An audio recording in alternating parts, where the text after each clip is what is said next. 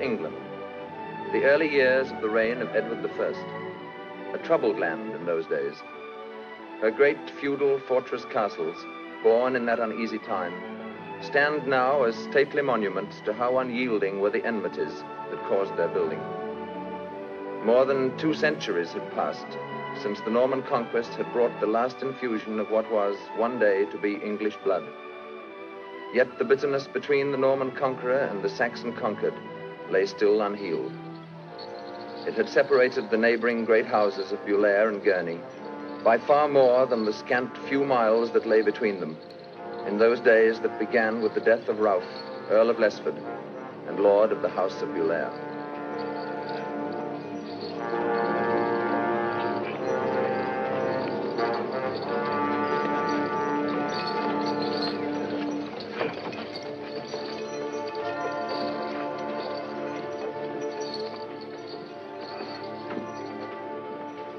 You there, what's your business? I was sent for by the Earl's man of law. And what might your name be? They call me Walter of Gurney. I should have known you're his son by the look of you.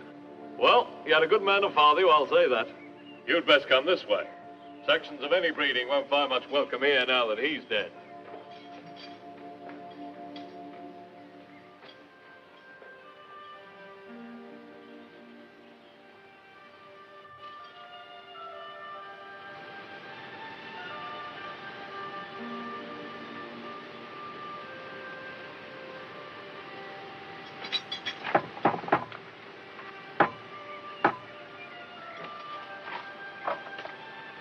What do you want here?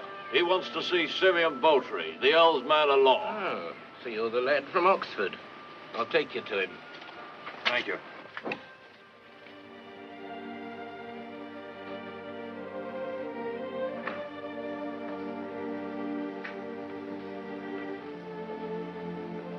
Walter, my Simeon, lad.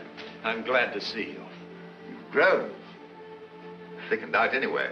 Did you find your grandfather well? Well, I didn't stop at home. I came straight here. I was afraid that he'd forbid my coming. My grandfather never stopped hating him. You'll not have eaten then. Sit down, lad. I keep bite and sup handy.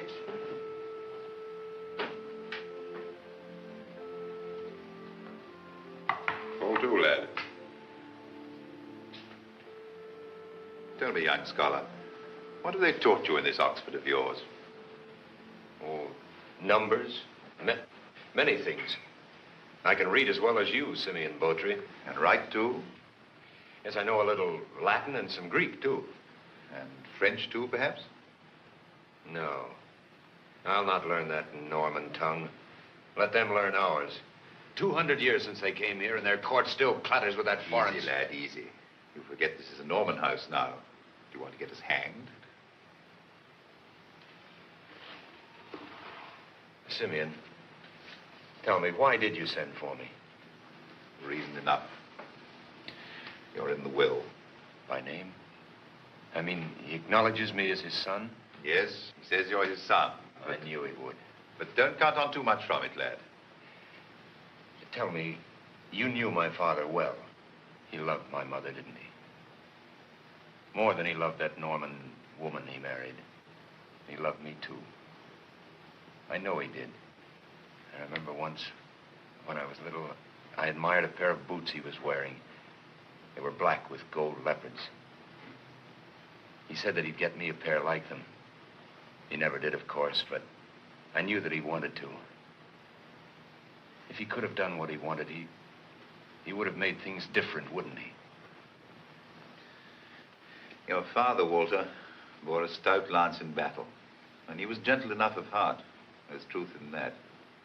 Yes, I think he loved your mother best, and that you were the son he wanted. But it may be, too, that he's done you more harm than good by mentioning you in the will. There's no love here for Saxons of any breeding now. They gave their allegiance to your father, and well that Norman wife of his knows it. He's already thrown a score of them into her dungeons, hostages against trouble. So I'll not have you come charging into this business with all your emotion. You can be present at the reading of the will, but only if you stand well back in the hall. If my lady sees you, She'll do you harm if she can.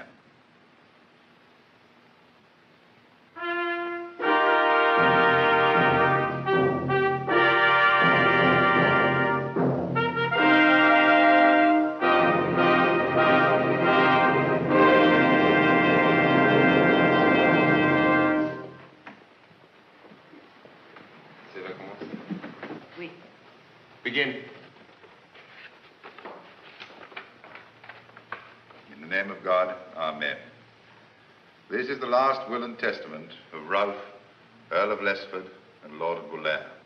First, he gives and bequeaths his soul unto the Lord God Almighty and to all saints, and his body to be buried in the chapel of his castle of Bulair. Item, he wills that all such manors, lands, and rents which are descended unto him by way of inheritance shall remain unto his heirs, namely, Eleanor his wife, and Edmund his lawful son. Item, he wishes to acknowledge a known truth, that he had another son, who for lack of his name is known as Walter of Gurney, and for whom he had affection. To this said Walter of Gurney, he bequeaths his black boots of Spanish leather with the golden leopards. Further, and of most importance, it was his wish to will this son's life into the service of our king, confident that he will make a fitting and honorable place for himself in such service. Item, he gives and bequeaths to the high altar of the chapel of Bulair the chalice. There's no more in that will that concerns that nameless lout. Let him take what was given him and leave. Why should I? Shall I crawl out on my hands and knees because some Norman tells me to? Watch your Saxon tongue. And I'll serve no Norman king either. I'm a Saxon. He had no right to hand me over to a Norman tyrant. This is treason. And may you hang for it, Walter of Gurney. By your leave, my lady of Lesford.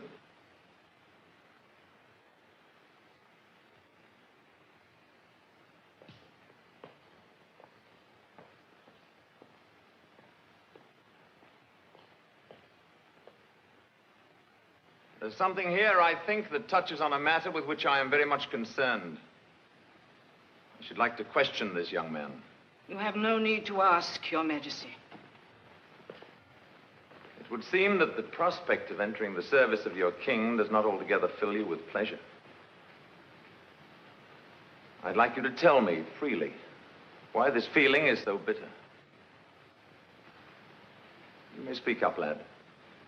As you see, I came this way while hunting. So let us say that for the moment I am not your king. So we talk as between two men. There'll be no penalty for the truth. You're a Norman. That's reason enough. But it's not. It's over 200 years since the conquest. Surely Saxons and Normans should have found a way to live together in that time. Your father did not feel as you do. He was a Saxon. He knew that if this bitterness was not healed, it would be the worse for England. This is a problem that must be dealt with one way or another. Tell me, when you refuse me your loyalty because I am a Norman, have you not considered that I have no choice in the same matter? That I must be king for Norman and Saxon alike, whether I like it or not? Do you Saxons not owe something besides hatred to the same cause? What do I owe the Normans? We lived at Gurney when the Normans were no better than wolves of the sea. And it was a better Gurney then, before they came to rob us. She's a Norman, and she robbed me of my name. She robbed my father of the chance he had to have a Saxon son. It was her doing that I never knew my father. He willed me into the service of a Norman, but he can't make me serve them.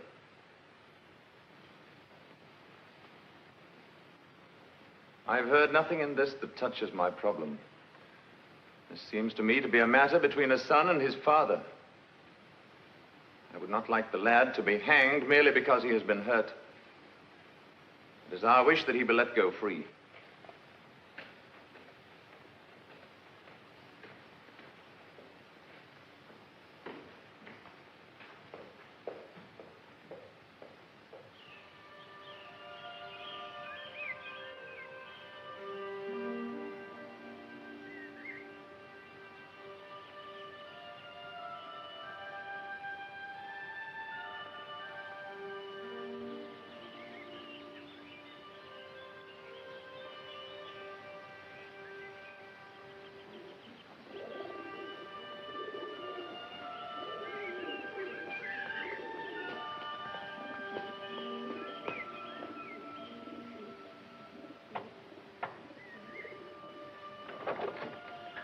Do you suppose this house could give a traveler rest? Say if he was born here. Master Walter, It's good to see you, old Will. you've grown, and well, too. Come in, come in. You're home again.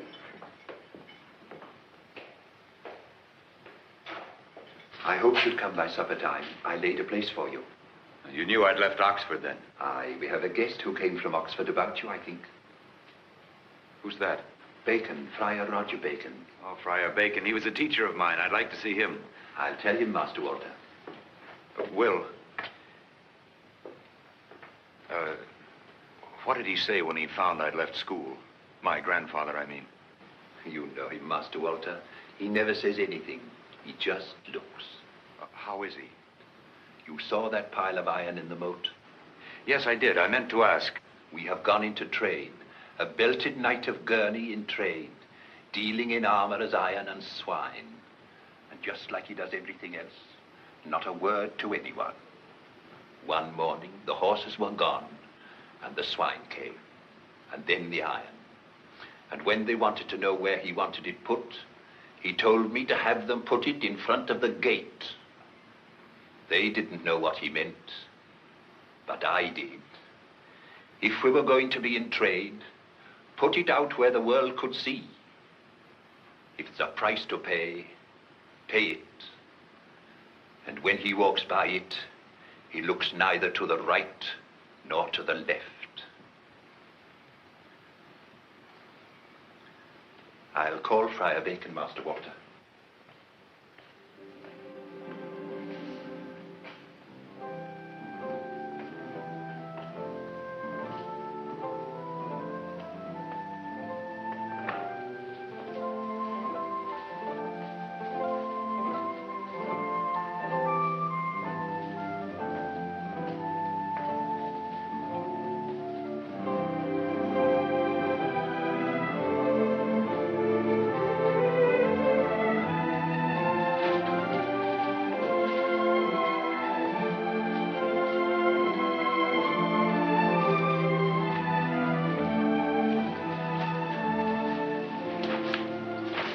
I trust this reception is not planned for me. Oh, Friar Bacon. I couldn't help doing that. When I was very little, that was my measure of growing up, when I could wield that sword. I could wish I'd given you so much of feeling about your books. Perhaps you would not have given them up so readily. Oh.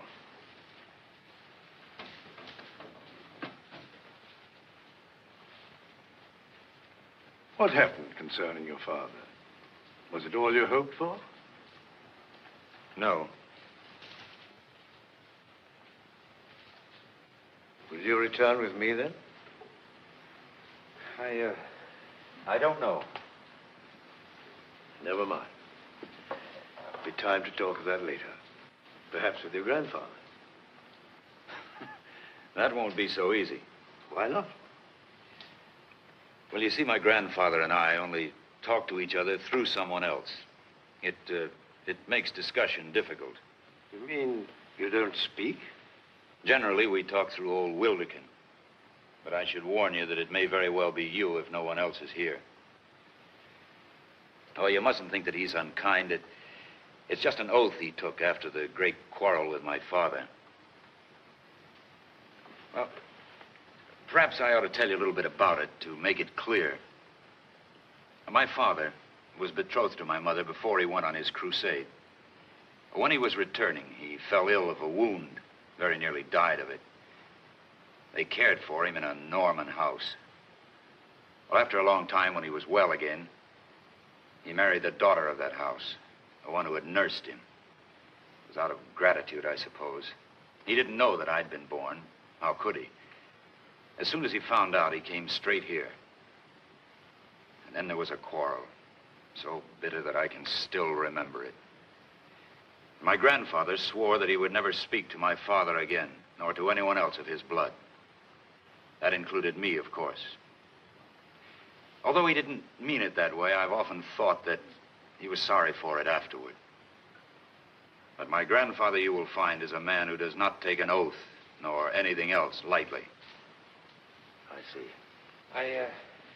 I think that I should tell you something. Willigan! Is our supper ready and is our guest here, Willigan? Yes, my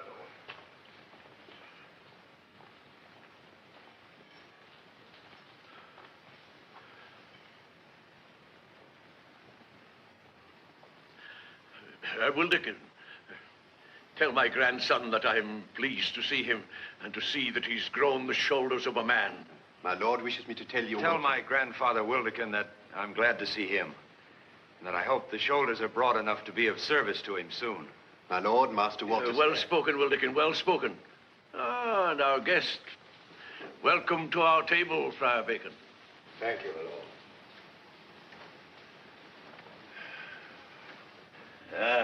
Pig. Not the best of meats to offer a guest, Friar, but it's stout and it fills the belly. Wildekin, ask my grandson what he thinks about our venture into trade, of course, of which no doubt he's aware. My lord, I'll tell my grandfather Wildekin that I think he has adopted a courageous and knightly course. Well spoken again, Wildekin. Well, now, let's fall to. Talk comes easier on a full belly. The Normans haven't changed that yet. A pair of boots and the privilege of wearing an iron collar for a Norman king. Ask him what else he expects. My lord, see... Tell my grandfather I had hoped there would be some help for Gurney in it. Tell my grandson he was a fool to think it. Tell him he can help Gurney best by returning to his studies, where he can learn to be a better man than his father was. Tell my grandfather that I'm not going to return to school. Tell him that I think my place is here, with him at Gurney, if there is to be a Gurney. Ask him by what right he thinks at all in such a matter. Ask him who's the best judge of what he'll need to hold this house against the Norman thieves. Ask him if he thinks I can. Tell my grandson... My lord, will you permit me? On whose side will you speak? On no one side, my lord. I warn you, Friar, that if what you say is not on my side, I shall pay but little heed to the fact that you're my guest. I journeyed here, my lord, to urge the same point as you, the return of your grandson to Oxford. Few scholars have come to me with such an aptitude for learning as your grandson. It would be a personal and bitter failure to me if I lost him. What good is it? How can you fight the Normans with books? Walter, if I was young and had no sure place to put my life, I could think of nothing better than to give it for the search for knowledge. The strength in knowledge. It can win victories that the sword cannot. There's so much we need to know and so few people to seek it out. England will need it someday. She needs it now. Just a handful of books in all our land. Painfully written, painfully read by only too few. There is in every land knowledge that we need to add to our store. I've heard of Cathay, a country, they say, where no Englishman has been.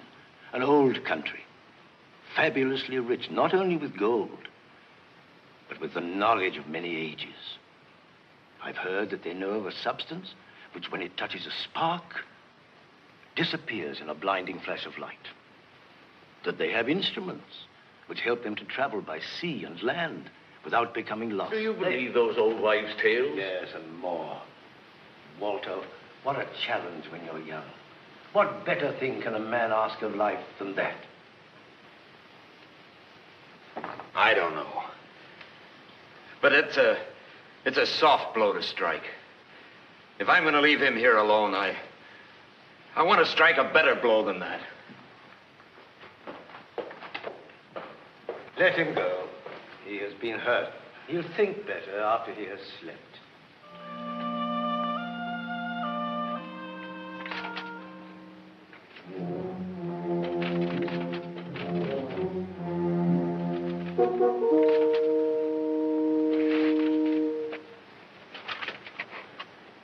You! What are you doing down there?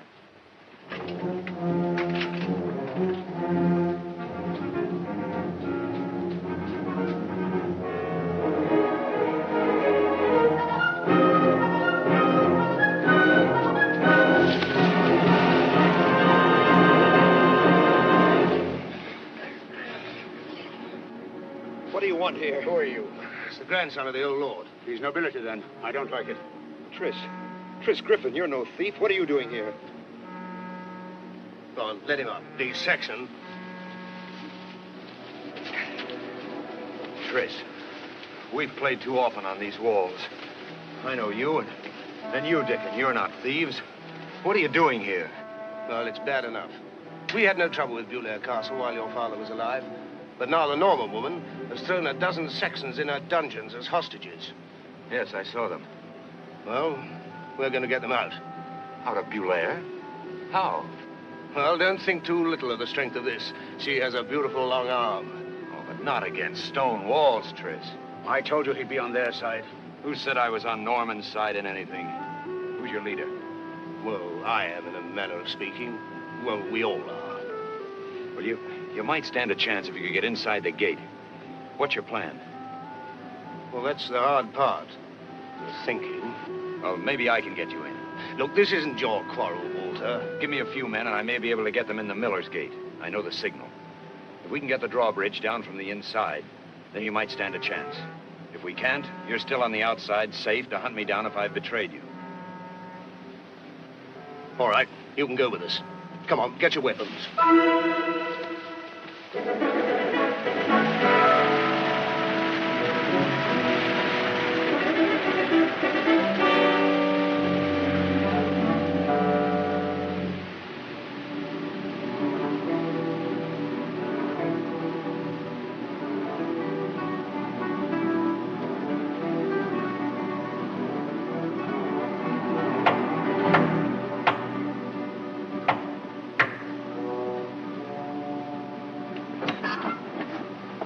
What do you want?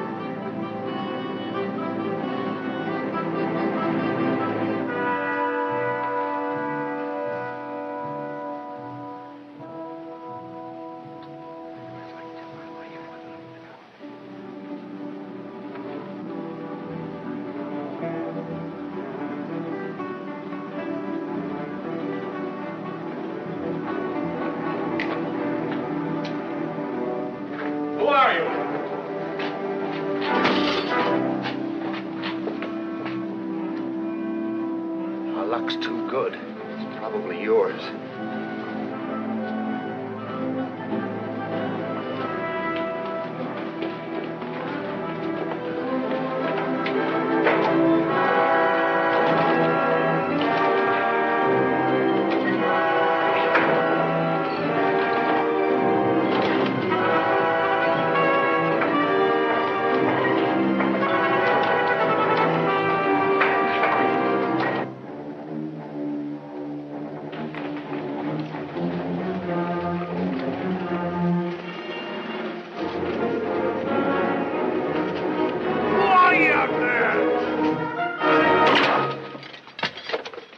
Stay where you are. Any man coming out of that door will meet a shaft coming in. Like this. The rest of you in there, throw out your arms, one at a time.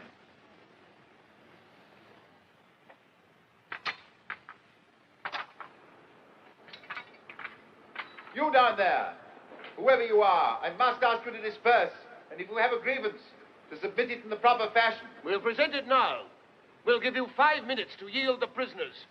For every minute more, we'll hang a man of the household from the battlements. Wait then. Well, that's the end of your problem.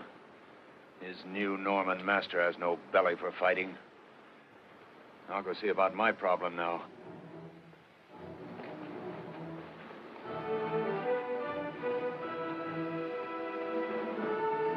Prisoners will be set free. Who you are, I've no means of knowing, but I beg of you to receive them quietly and go to your homes before deadly harm comes to this night's work. Oh, I see. We can't go without young Gurney.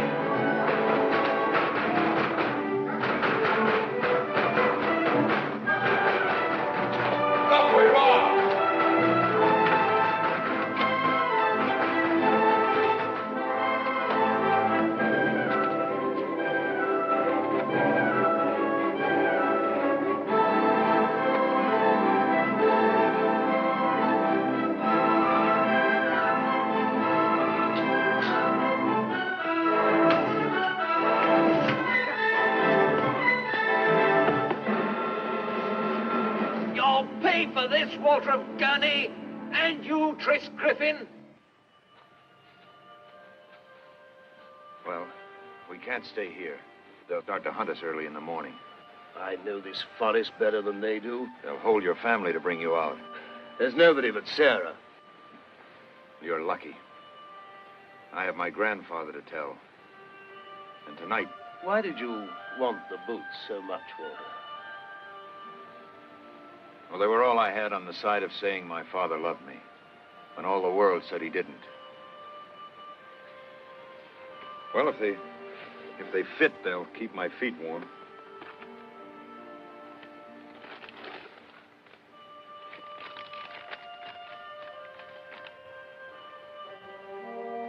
It's a letter, Tris, from my father. He did care. Listen. Written at Bulair by candlelight with the hand of Simeon Botry to help. To my son, Walter. I have left a legacy in gold for you with Joseph at the sign of the Mary Totter in London. I could not leave this openly because to do so might do you hurt. And in the matter of bidding you to the service of the king, it was done in the hope that in helping him to serve this torn England, you could earn for yourself the honorable name I could not give you. God bring you to a good decision, and I regret to my heart all unhappiness I have brought you. Your affectionate father, Ralph of Bulair. I'm glad we got the boots. Tell my grandfather that if they find me here, Gurney will suffer for it. Ask my grandson when it was the part of Gurney men to run from Norman trouble. Tell my grandfather, please, Wilderkin. That we've no choice. They've won. The Normans have won. Bulair is theirs, and Gurney soon will be. It's their England now, not ours. And tell him that I'm not going to stay in this Norman country. Master Walter says that he Ask has... my grandson where he hopes to find a land where he can live with himself, when he knows he's run away from his obligations. Tell my grandfather that I'll find it. And the farther away from this land, the better. That Cathay, perhaps. Tell him if I can get my hands on enough gold to buy the lands that Gurney needs, then maybe I'll come back. But until that time, they can have their England. I'll not set foot on Norman soil. Our guests, Wilderkin, have a long road before them. See that they have what they need for their journey. Yes, my lord.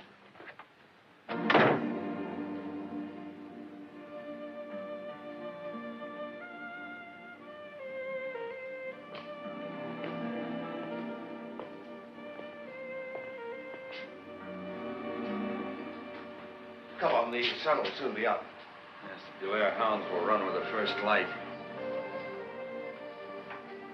Master Walter, he said you were to have all the things you needed.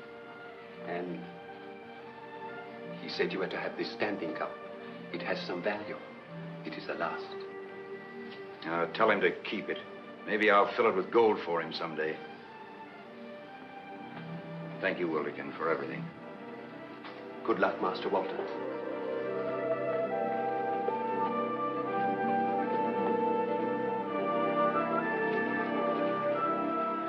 Well, that's the end of something or the beginning of something, I don't know. I hope you sleep well in your forest. Walter, I've been thinking. What? I was thinking about going with you. To Cathay? Well, where's that? Well, it's a long way from your forest. Well, maybe Sarah would like it there. Now, don't talk too lightly about it, Tris. If we should go to such a place, the chances are all you'll get out of it is that in the end you'd be hung by a Mongol instead of a Norman. Well, if it comes to that, I'd as sooner give the pleasure to somebody I don't know than a Norman I hate. A far land it is, then. I guess this is the beginning.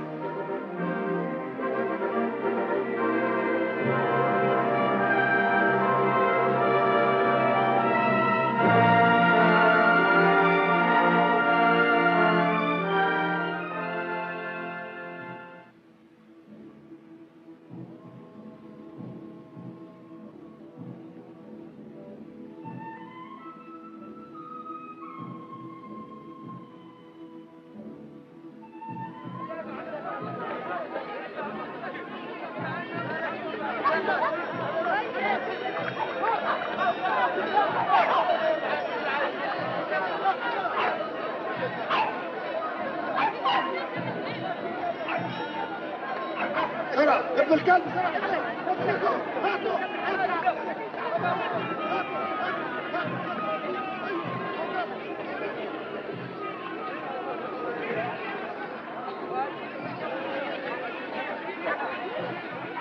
Oh, that's the best. So far. Now, what heathen? Crusades have given these people reason enough not to love Christians. Besides, we're not looking for trouble. We're looking for the biggest merchant with the biggest caravan to the farthest places. You'll likely be the biggest pirate, too. Good day. Saida. Are you the master of this house? No, the master of this house is the amiable, gracious, and kindly Antimus of Antioch, who I serve the best I can. You tell him 2 travelers of importance are here to see him. My kindly master concern himself with only the greatest matter. Perhaps his servant could. Look, we've come a long way to see your master himself. It will be difficult. I don't want to disturb him without a reason. The risk is too great.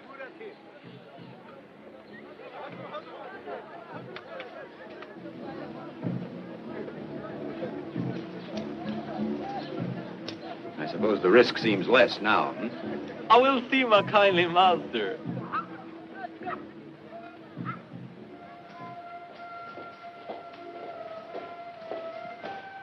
Good day. You do not look important to me. I warn you that every minute of my day must show me a profit. Well, all we wanted to say, sir, is that we desire passage with a caravan to the east. What part? It's of no matter, sir. To Cathay, perhaps. Well, I have a caravan, which will go near enough to Cathay. It is a caravan of gifts. I'm sending to Kubla Khan. We understand that small caravans too often disappear in the wild country they pass through. Small? What are you talking about? When you send presents to the great Khan, he demands 9 times 9 of everything. Silks, jewels, women. I had to find 81 of the most beautiful women of this land. And because it is all for the Khan, it will travel under the protection of the army of the great General Bayan himself. Bayan of the 100 Eyes. Does that sound safe enough for you? A caravan of nothing but gifts. It's strange. It isn't strange at all. You see, the Khan begins his war against China. Cathay, as you call it. He will have the spoils of the oldest and richest country in the world. I will be his friend. I will help him to dispose of the wealth of ages. I will be the richest merchant in the world. Well, young travelers, are you prepared to pay well to travel in such company? We thought we might put ourselves to hire as guards for such a caravan. Christian guards. It would invite a tag. Is that the best you can offer? You wasted my time. I've warned you. Search them. If there is nothing of value, cut off their hair to make a pillow for my feet. I will have something for my trouble. I have already made such a search. There was only this of value. I kept it for just such a moment. It's not much profit, but it is enough to save my honor. Throw them out. Oh, yes, sir. This way.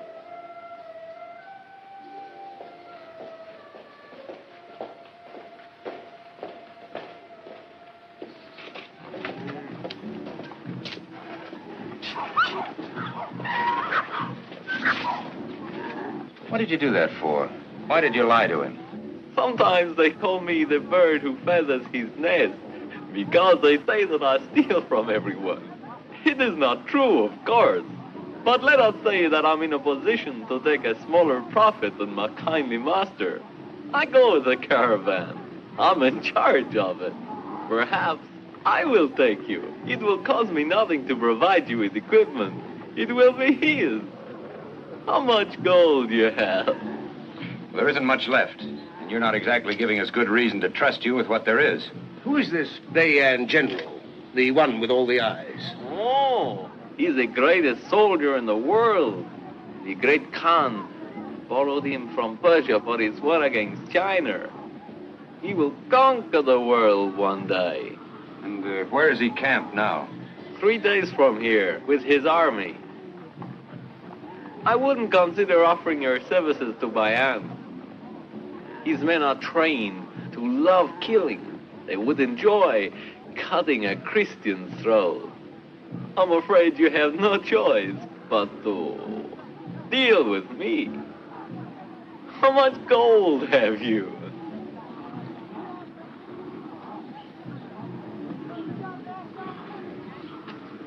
What kind of a country is this?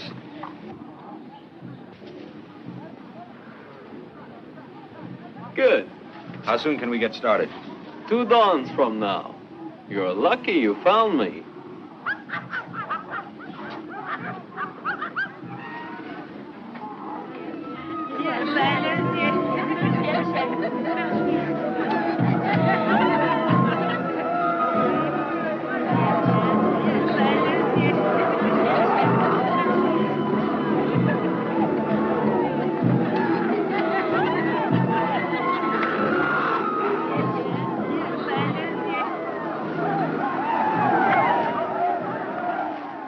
This, for the reason of the great kindness of my heart, they're for you, for the journey. This one they call her the singer because she makes horrible noise all the time. The other will bite you whenever she cannot kick you. You'll have to find a place to sleep in your tent where it doesn't leak. But I think it's good enough for Christians. The servant is good. He will steal everything for you. Mahmoud, sir. That's all. Good day, young sirs. I'll toss you whether you get sung to or bitten. Wet or dry? Wet. It's dry.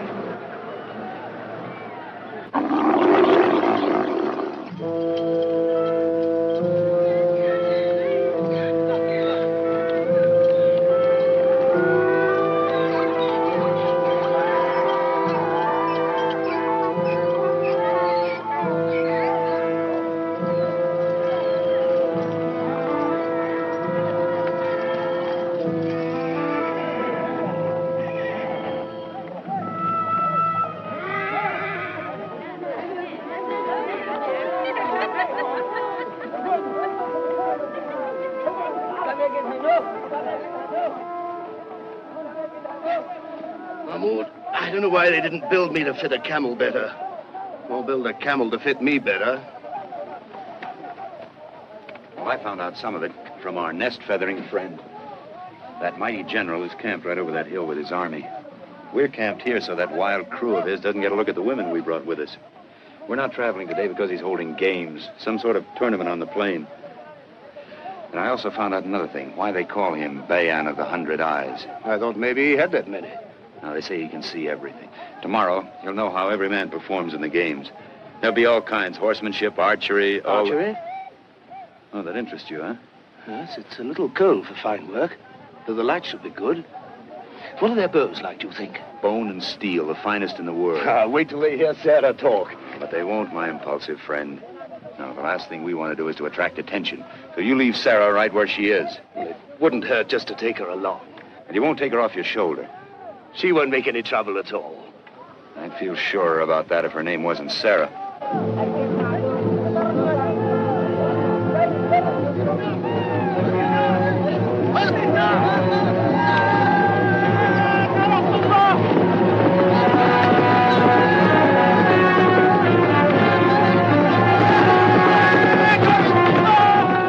That's an English banner.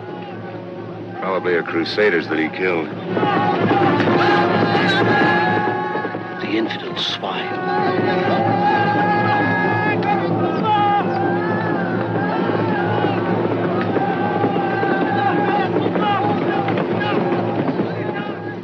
What's that about?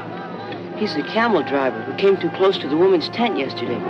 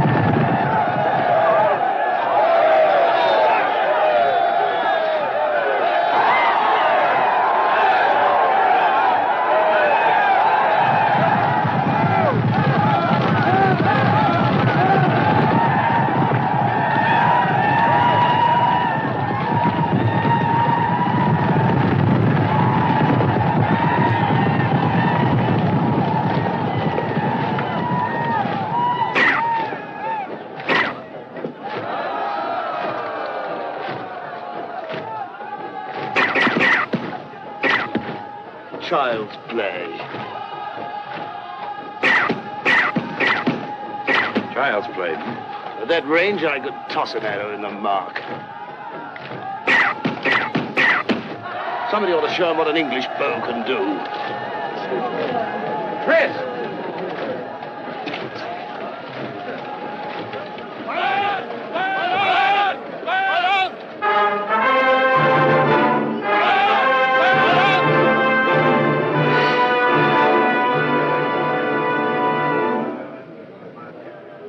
Over there and see if you can find out what's happening.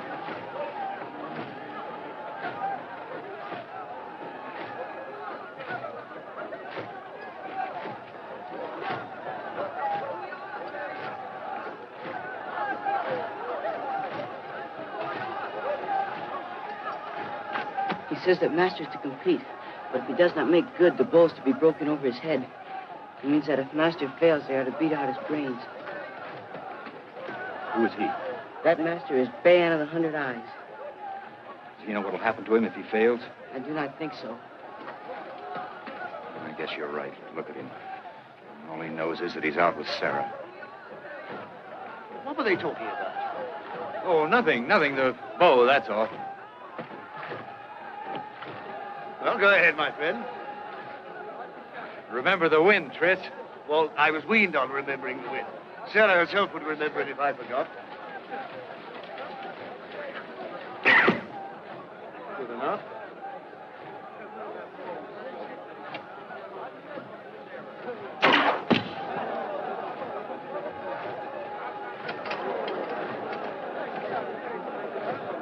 Well, that's enough of children's games. Now give us a little room to shoot.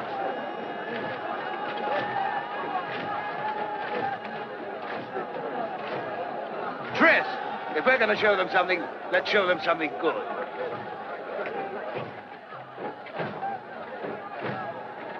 Tris! Don't be a fool. That's far enough. Oh, no, a little further. I want to make him refuse to try it.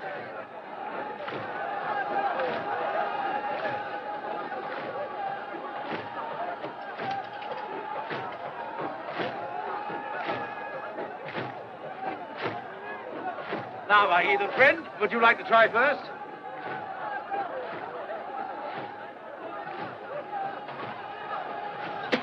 I thought as much. Tris! Not even a miracle can make that shot. Well, if I miss this, I'll have missed a hard one.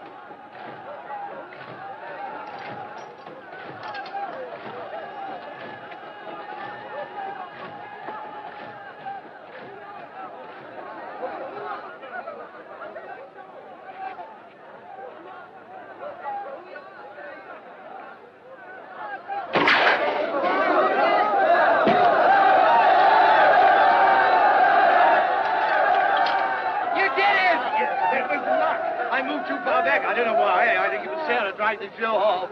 But if you'd have missed, we'd be very dead by now. What? Yes. His orders. Bayan himself. Well, why didn't you tell me? No, I'm glad you didn't. Sarah. What a... Bayan wishes to see you, Master. No? At once. Be very careful what you say. You let me do the talking. This may be the chance we've been waiting for.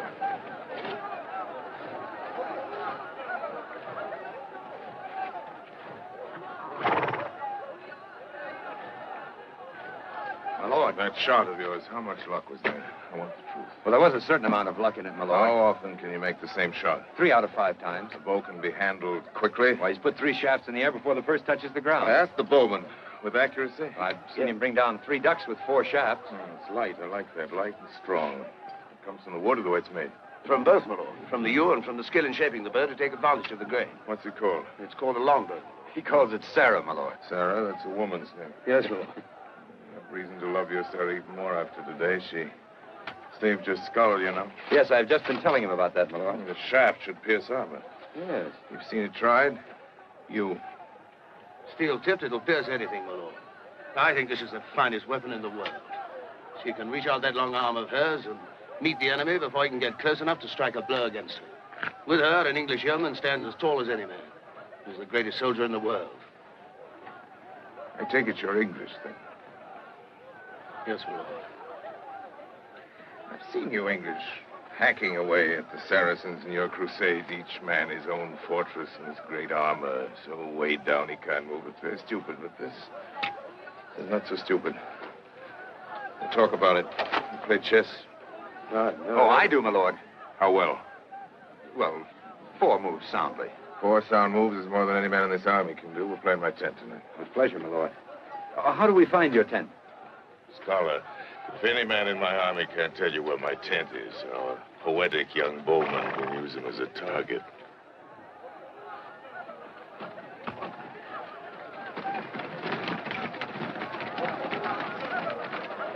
Maybe your Sarah did us a good turn after all. Come on, we'll take her home. And you can make up a sonnet to her as we go. Oh, go swallow your tongue. Right, Tris.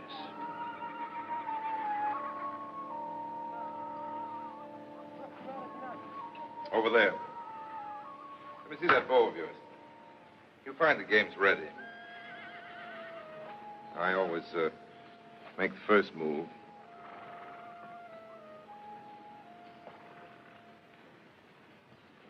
About this bow of yours, could you make another one like it? If I had the wood. It's a sound game, thoughtful. It lies in wait for the attack. It won't win against an attack, of course. It's just the kind of game I want, young scholar. Pawn to King's Bishop, boy. Play it. Can you train men in the use of such a bow? Yes, my lord. Then the right wood can be found. As a scholar,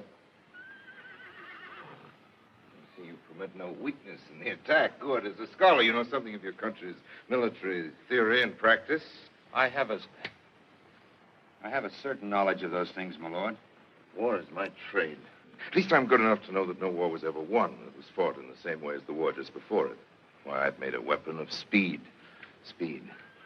No man should wear armor so heavy that he can't move quickly to save himself or to pursue his enemy and to destroy him. That's why I like this bow of yours. It's light. You can reach out to the enemy and put an end to him. That's the only way you can ever sleep soundly, you know, when your enemy's sleep is eternal. Forgive me for distracting you from your game, but I'm curious. Why are you young travelers in this far place? We came in search of adventure to this new land. We heard of the greatness of my Lord Bayan and came in search of him. If that's flattery, I don't like it. We had to find some place to put our lives. Don't you plan to return to your own country? We have no country, my lord. It's a strange thing for an Englishman to say. Why? A woman? No, more than that. It doesn't matter. Bowman and scholar both without a country. It's just possible you two could be of service to me. I'll think about it. It's your move.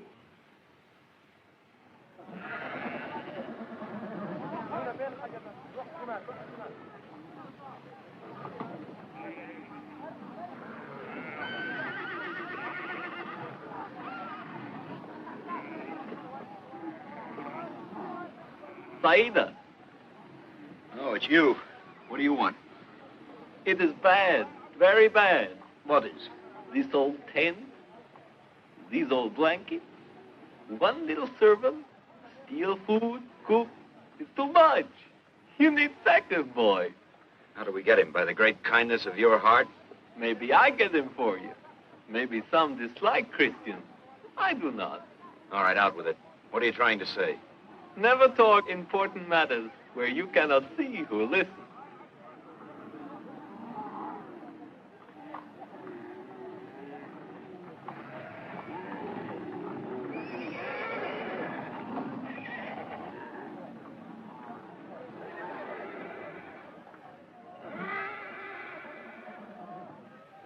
I have a message for you from the Black Rose. And who would the Black Rose be?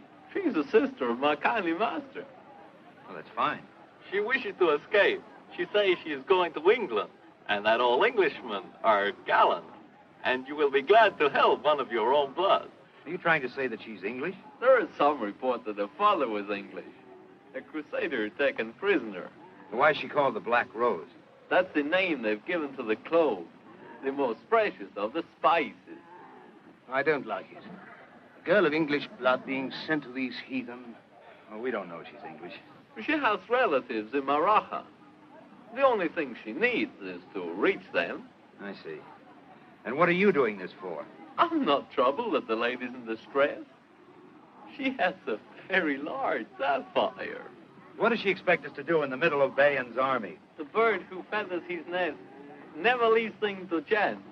I have a very well-made plan in which I will do all that's dangerous if you're afraid. Afraid?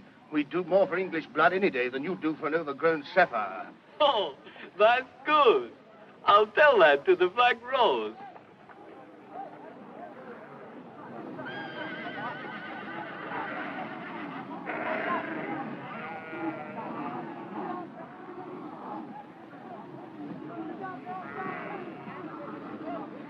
Master, the strange one's here again. Oh?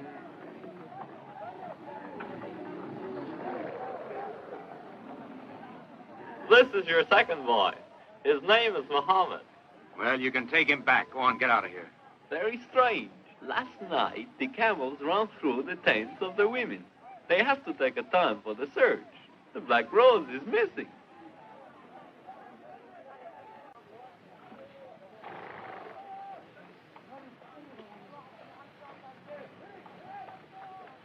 Go on, get her out of here. They'll find her when they search, and then they'll drag us over the hill like they did that camel driver the other day. Go on, Mahmoud, go on. Back to your work. Yes, Master. I'm no fool. Yesterday, I bought a slave boy for the Englishman. That boy disappeared, and everybody thinks this is the boy. And I did something else. One of the camels that ran away was saddled. When they find that camel, they will believe the Black Rose tried to escape on it and was hurt. It's very simple. Well, get her out of here. Perhaps I will call out that I found her here now. No one would believe your story. Perhaps you would like being staked out for vultures. Well, I found the camels. And we have a new second boy, too. He's all yours, Tris. He has beautiful big eyes. Very simple, young sir. She will do whatever you tell her to do. You understand that? You know what'll happen to all of us unless you do exactly as you're told? Oh, yes, most kind grandeur. No. Oh, where did... Never mind. Mahmoud! I wish to say that I'm Yes, very yes, I know all faithful. about that. Mahmoud, this new second boy will stay here to help you, but you'll still be first boy, you understand? Master, we don't need second boy. This boy no good. I can do everything. You'll do as you're told. Now, get him out of here. Get him some breakfast and put him to work. Yes, Master. Second boy will eat when I'm through. Now go. No, it's not going to work. What are we going to do now? I guess the only thing to do is just to sit here and wait for the axe to fall.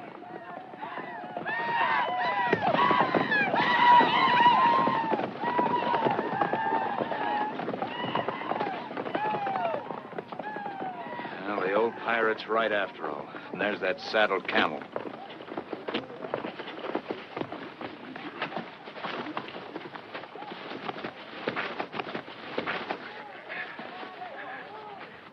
He's the offspring of its right camel driver. He wanted to Quiet! beat me. Get her into the tent. You know who she is? Mahmoud has struck a great lady. Mahmoud should be with her. Never mind about that. You know that we'll all be killed if anybody finds out that she's here? I will tell no one. Mahmoud would die first. All right, I want you to get into that tent and pretend as though nothing had happened. Can we trust him? We'll either trust him or slit his throat. I am glad he knew. Why?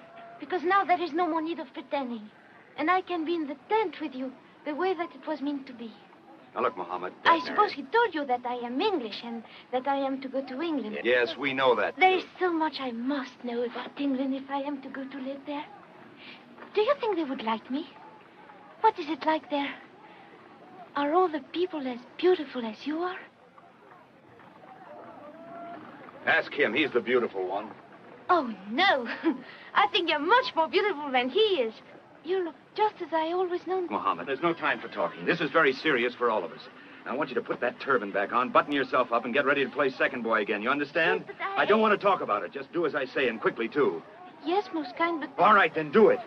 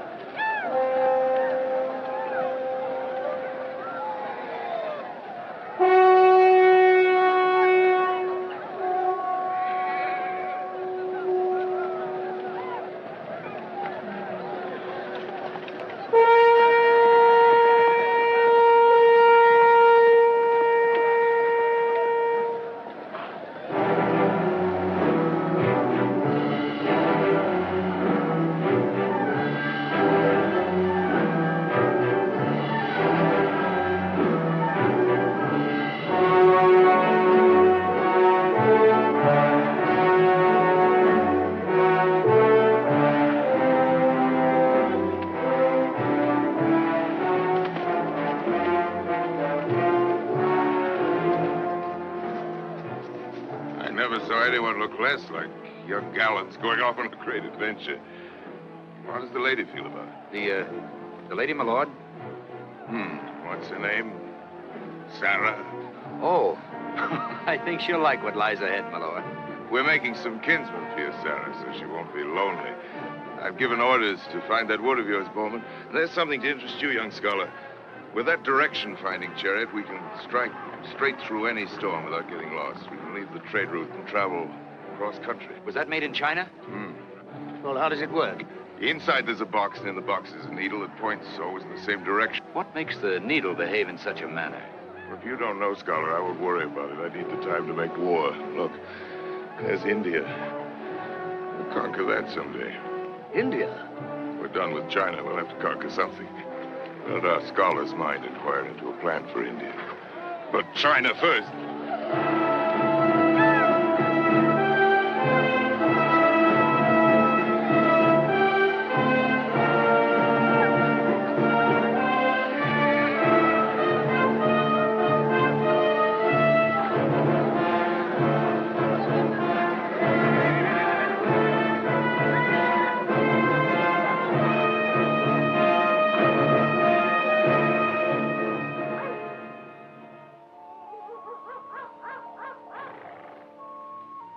Looks like they believed his trick with the camel. The men they left to search have joined us here. There doesn't seem to be any sign of a search of the camp. Where's she? In there. Out of sight.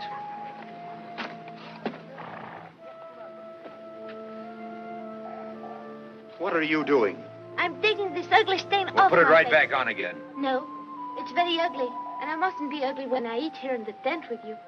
Mohammed? Miriam. There.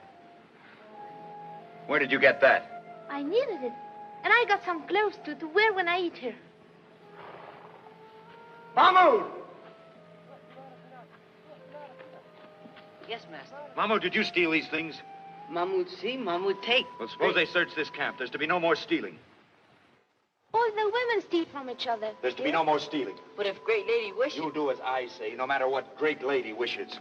Now, Miriam, I want you to put that stain back on your face. No. What do you mean, no? I mean no. There is no danger. If they were going to search the camp, they would have done this by now. And no one will come near our tent because we are Christians. Everything is happening the way it said in the miracle. Only I must take the stain off my face so the rest of the miracle can happen. Miracle? What miracle? I've been very ashamed because I almost stopped believing in it when I found out I was going to be sent to the Khan. But when I saw you, I knew it must have been working all the time. Miriam, I've never been part of a miracle before, so I don't know much about it. But what makes you think that a miracle is telling you to take that stain off your face? I've known about it ever since I was a little girl. My father told me. I wanted very much to go to England because I thought how wonderful it must be in a country where all the people were like him, gentle and very tall and beautiful. He wanted to take me there, but he couldn't because he was a prisoner. So he said that we should have to ask God to help me, and maybe if we believed very hard, there would be a miracle. Oh, I liked a God that would do miracles like that. So I believed very hard. My father gave me this before they killed him, to help me with the miracle. He said that someday a tall, beautiful Englishman would come riding over a hill and would think that I was very beautiful, so he would help me. So when I saw you, I knew God sent you to be part of the miracle. Only how are you to see that I am beautiful if I've got that ugly stain on the face? That's very nice, Miriam, and I wish it was a miracle because that's just what we need. But I'm afraid we can't count on it because miracles just don't happen like that. Oh, but it has happened. Tall young Englishmen do not ride across this country, but you were here, just when the miracle needed you. So I know the rest of it will happen just the way my father said the miracle. Well, miracle or no miracle, I'm not going to get us hanged. Now, unless you do as I say, I'm going to send you back to the women's tent. No. We'll do just as the miracle said. Or I will tell them I'm here. All they will do to me is send me back with the other women. But they won't be so kind with you, I think. Now I think you will look to see if you think I am beautiful. All right, you're beautiful. Now, I think you will help me to take this ugly stain where I cannot see.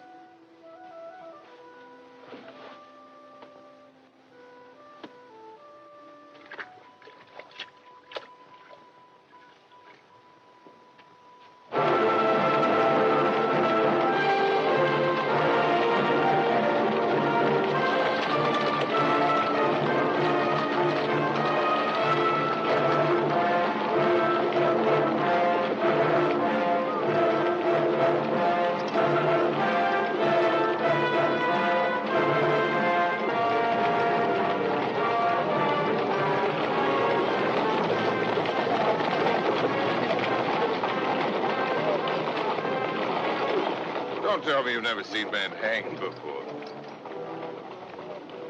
What did they do, my lord? See that pass there? We ride through there today. We could fight our way through, but we haven't time, so this is a warning. If there's trouble, I've priced as many of these fellows as prisoners. I'll hang them too. I see. You see, but you don't like it, do you? Forget your English gallantry in war. I suppose different people believe in different things, my lord. But not such foolish things, Englishmen. No, what I can't touch doesn't exist. You conquer, somebody conquers you.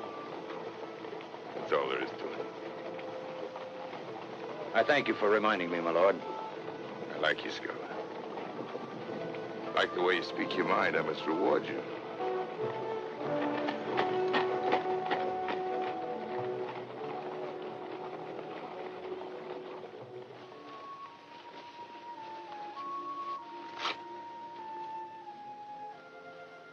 You do not feel like talking, Walter. No. That's too bad. I hoped you would begin telling me about England.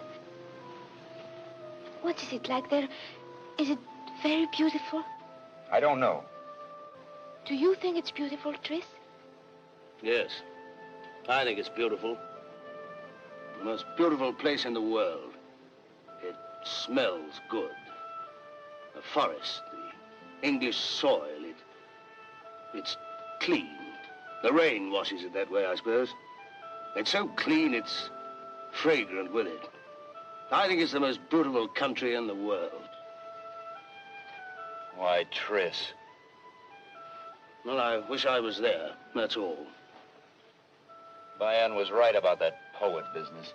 And a homesick poet, too. Oh, it must be very beautiful if he feels so about it. He only remembers the good part. I like him for feeling like that. Don't you ever feel like that about it? That's the way my father felt about it. Oh, I think you feel so too, only you don't want to say so. Tell her about the Normans, Tris. I don't like you to feel like that, Walter.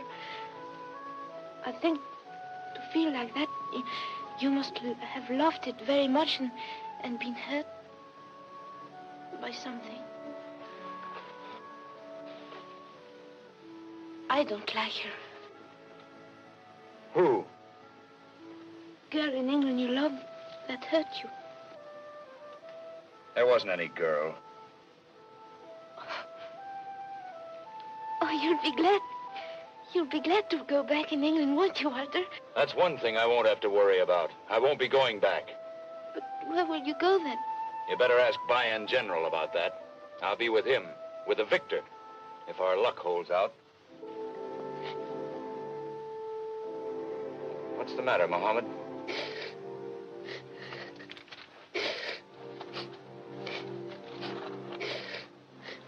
Mohammed, what's the matter?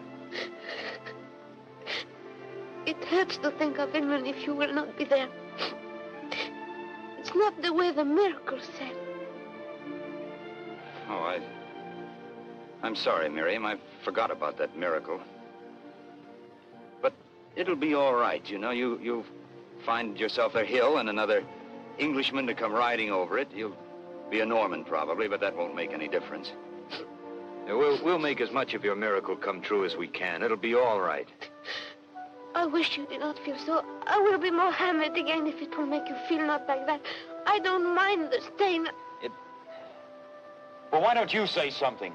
You're the one that started all this, you and that poetry. You're the one that's in the miracle. And you look very beautiful there, too.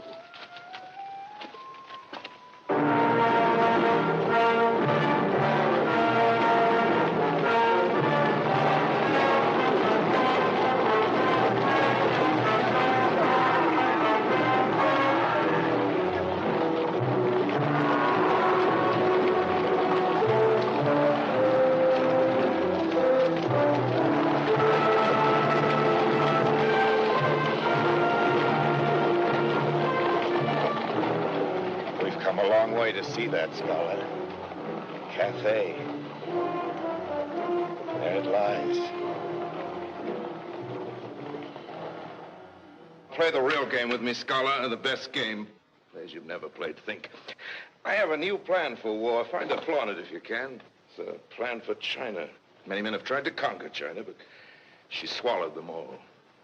Strike a blow into a great soft pillow. The pillow gives with a blow and the force is spent. You can't conquer geography. Occupy a country and what happens? Your soldiers become jailers and you're that much weaker. What do? Think, Scholar? We don't occupy at all. We strike and strike on and destroy. Strike at the very heart of China, at Kinsai. Destroy the government. Destroy the will to resist. Yes, suppose they get behind you, my lord. Let them. It's for that I've made a new weapon of speed. But, my lord, your lines of supply. We won't use any. We live off the country. Think deep, Scholar. There's supposed to be a weakness in every plan. Find this one. My lord has spoken often about winning battles and losing wars. Even if you win, each battle will weaken you. We'll only fight one battle here when the Khan's army arrives. Then we'll wait for the news of our victory to spread. If we lose, well, we'll be very little men, as history's written. But, Scholar, if we gain China, gain its strength and wisdom, they have an iron tube there that shoots fire. It's just a toy now, but someday it may help us to crumble the walls of Rome. Rome? Rome is a long way, my lord. So's England. Not too long. How'd you like to visit your island again, Englishman? This time as a conqueror. Do what you like with those that conquer you. Think deep, Scholar. We may win the greatest game in the world.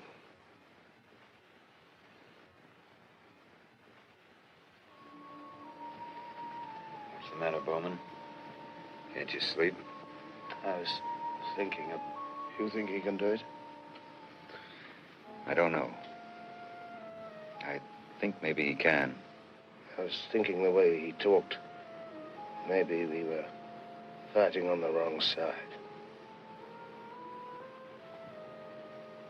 Tris. Yeah? Do you want to turn back? Well, what do you want to do? Well, I'll tell you one thing. I'm sick of lost causes. If he conquers the world, at least we'll be on the winning side for a change. What's wrong with going back with him? It's the only way you'll ever see that England of yours that smells so good to you. Yes, I know. You better get some sleep, Bowman. Good night, Walter.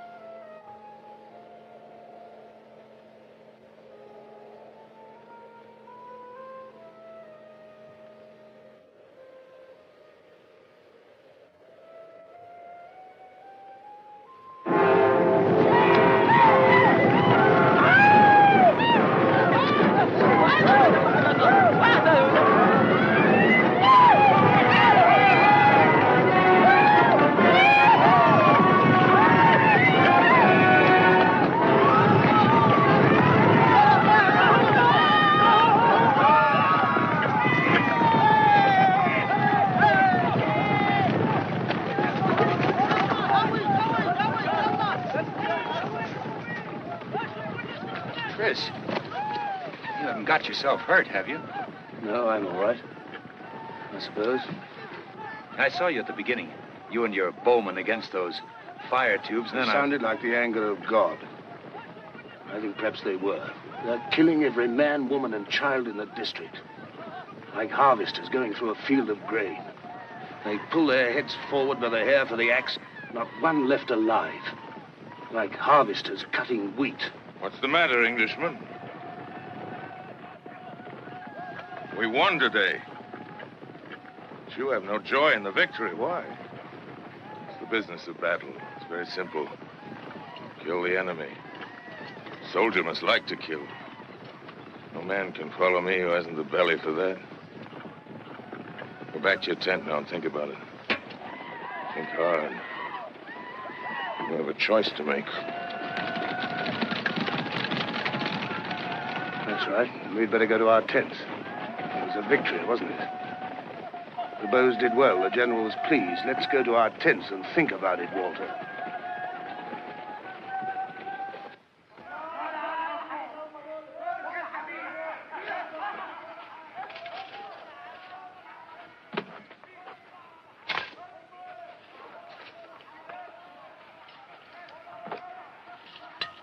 I was afraid for you. I was very afraid for both of you.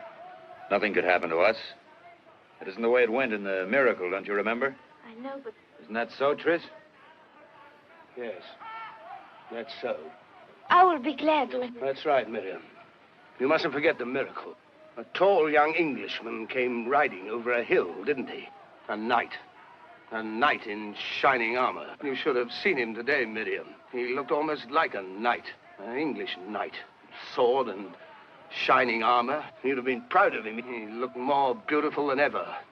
And except those knightly vows, you didn't think to say those over, did you, Walter? What's the matter with you? Your father would have been proud of you. Your grandfather, too. He was a credit to them, the way you looked, anyway. Why didn't you ever wear your father's boots? You look well in them. Where are they? I'll get them for you, and you can put them on. There was a letter, too. You better read it again. What did it say? Something about honor? Tris, keep your hands up. Tris!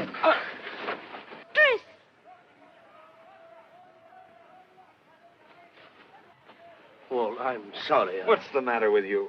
I don't know you anymore. Quarreling, short-tempered all the time. You're not the Tris I used to know. Let's get away from here. Away from For this. what? I can't help them anymore. Well, if you don't like it, you don't have to stay here. Well, what do you want to do? March with them on England? I don't owe England anything. I think it's very foolish to speak of that anymore. I think you better go back to England. I don't think you have what he was talking about, the belly for it. I think you're the one that will... No, I'm all right. I'll stay right here. And if you don't want the same thing, it's all right, too. I'll help you to get out of here. And it all fits together nicely. You can take her back with you wherever she wants to go. No. If you're going to stay here, I will stay here, too. Well, that's very nice, Miriam, but it just doesn't work that way. It's been all right up to here, but it wouldn't be from now on. Where are you going? Well, you can't just walk out of here without a plan. I'm going to find out how to get to China. What's the matter with him, Marion? What are we going to do? I don't know. But he doesn't mean everything he says.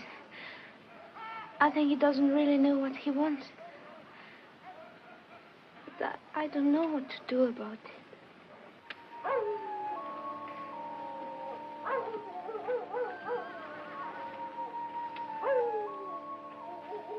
Well, you're leaving just in time. I found out that much.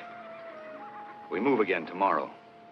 Bayan's army turns south into China, and the caravan of gifts goes north to the Khan. That means that from now on, we camp right in the middle of the army, and you'd never have a chance to get away. You better try it tonight. Yes, I guess we better do that. I'd head straight south first, then cut across to Kinsai. From there, the river runs to the sea, and you might stand a chance of getting back that way. Yes, we'd better do that, too. Where's Miriam? In there.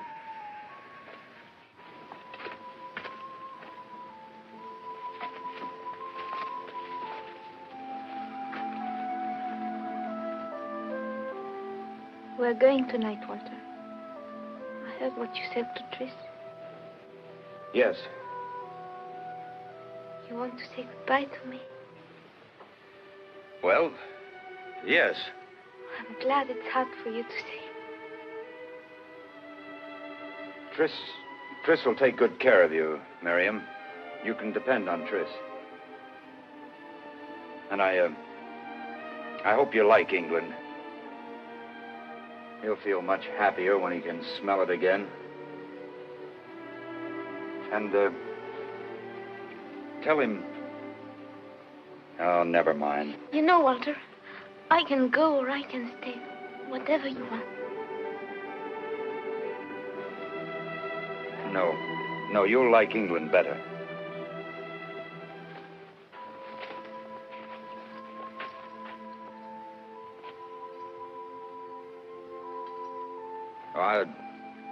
I'll be up with a column, so they won't get suspicious for some time. You'll need a good start. Well, it looks as though it might be a nice day for a ride. I'll go and see about the horses.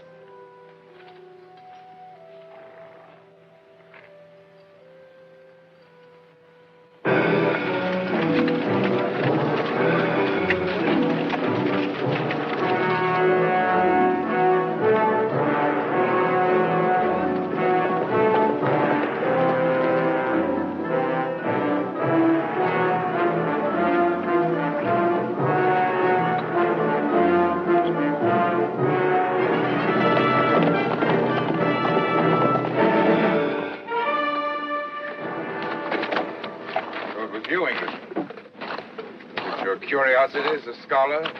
Or did you know you were steering us off our course? I knew, my lord. Why? You realize the penalty of such a thing? Why take such a risk to do me an ill turn? Why do me an ill turn at all? Move the column south and east for as far as we've gone off the trail. When we camp tonight, bring him to my tent.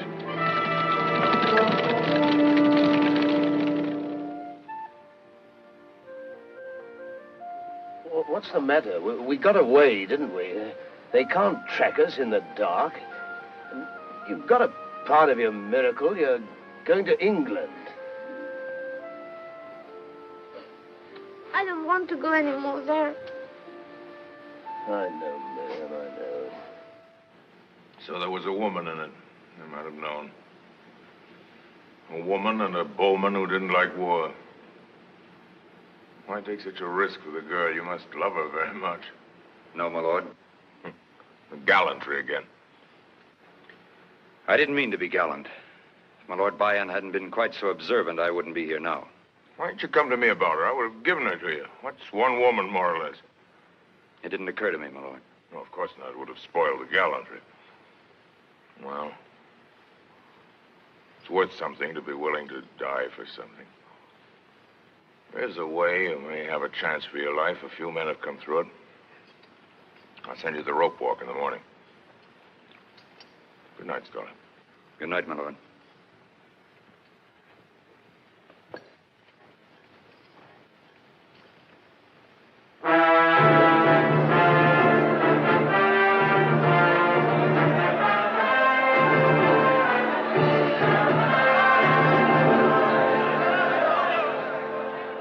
Understand, Englishman? As long as your feet touch the rope, no one can strike you, except the two men with the pig bladders. They can hit only below the line. Now begin.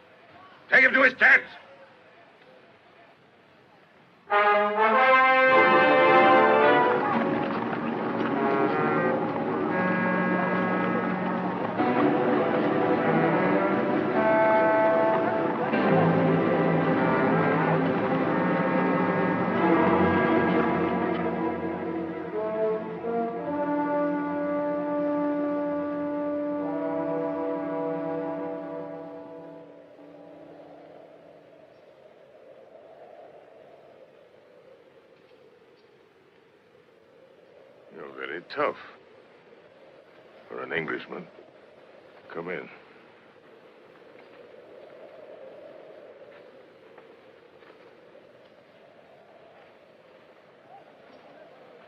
Well, my lord, am I a prisoner or what?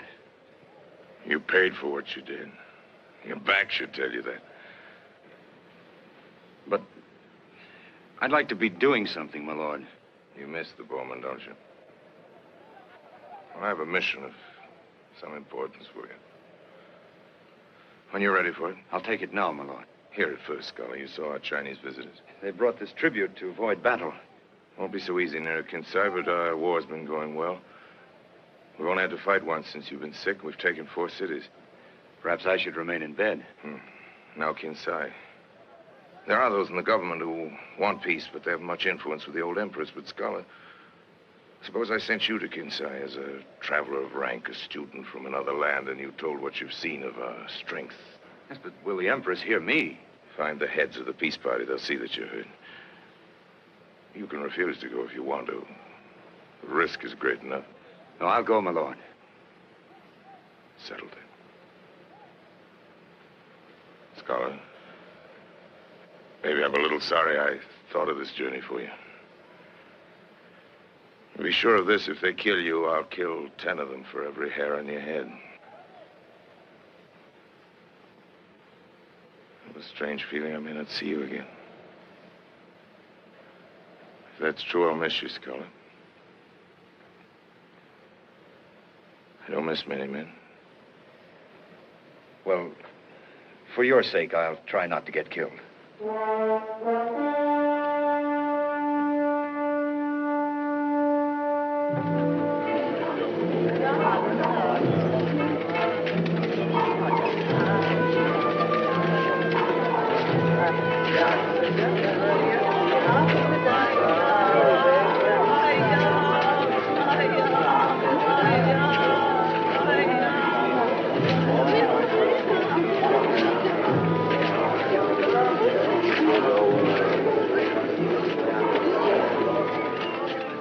You will come with me. What is it? We have been waiting for you.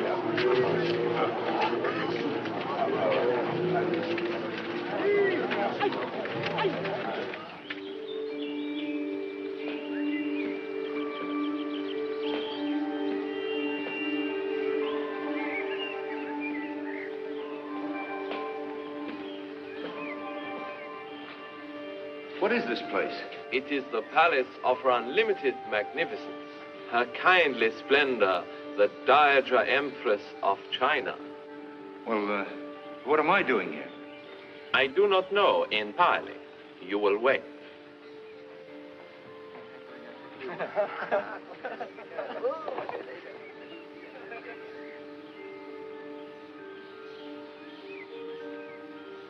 Bow, bow profusely.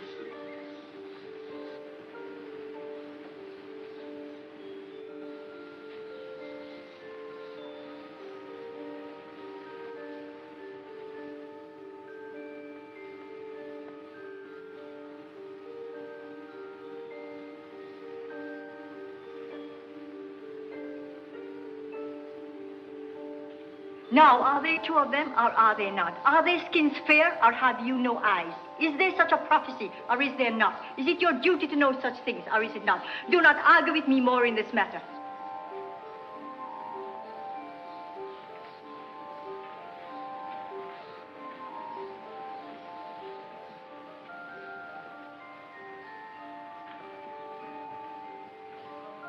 You will come with me. But what is this all about, a prophecy? No harm will come to you. Far from it. Please.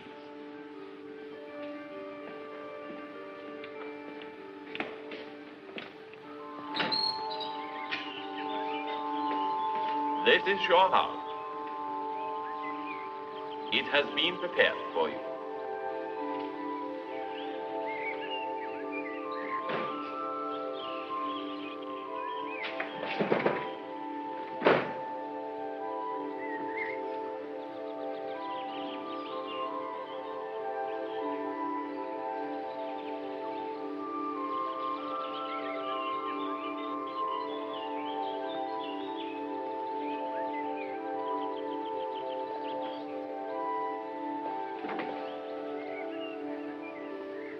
Tris!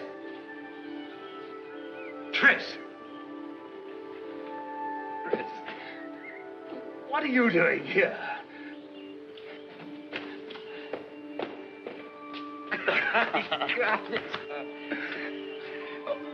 Where's Miriam? Well, she must be a captive here somewhere. I just left her to find out about a boat. But how did you get here? Well, I didn't even get to the river. Some people laid hold of me before I got started. Well, don't you know where we are? We're somewhere in the palace, because I was just talking to the emperor. Oh, wait a minute. Maybe we'll find out now.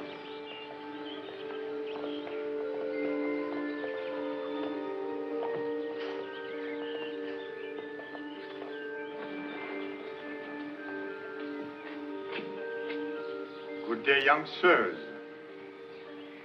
I have come to welcome you. We'd be very grateful if you'd tell us what all this means. It means that the prophecy of the two birds of the fairest color has been fulfilled. It is a very old one. It's said that in a time of great peril, two birds of the fairest coloring would appear, and the clouds of disaster would roll away like the mist. We were urging Her Royal Grandeur to think of peace. She was about to yield, when word was brought her of a stranger who was very fair of skin. Such a thing has never been seen here, and it reminded her of the prophecy. She said that there must be another, so gods were posted. Now that you are both here, she is sure the prophecy has been fulfilled, and she will talk no more of peace. Well, what are we supposed to do here? You will live here to ensure a continuance of the good fortune we have brought. For how long? I have told you, this will be your home. You mean we're prisoners? The chains that bind you are golden ones, but I would not try to leave. Now look, I can't just sit here. I came to talk to the Empress about peace.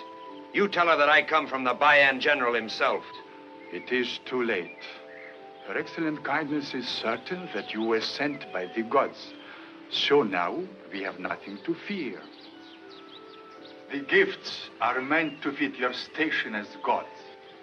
And I'm commanded to tell you that if you have any desire, you have only to express the wish. Well, if that's true, there is something I'd like to have done. There's a girl. She was with my friend when he was taken prisoner. If you know where she is, I'd like to have her brought here at once. I will send someone to carry out your command. This house is called the abode of everlasting felicity. I hope it does not fail that name for the young gods. And the young gods do not fail their obligation to a people they have committed to war.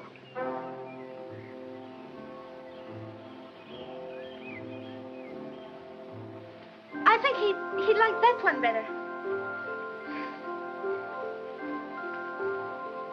Oh, what's that? Oh, I think he'd like that too.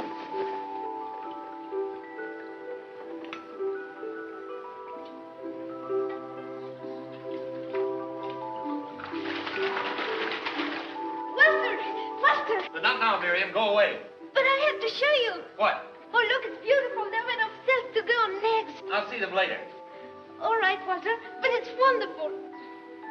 Well, I don't see what you're so particular about. It took me a half an hour to convince 4 girls they weren't going to bathe me.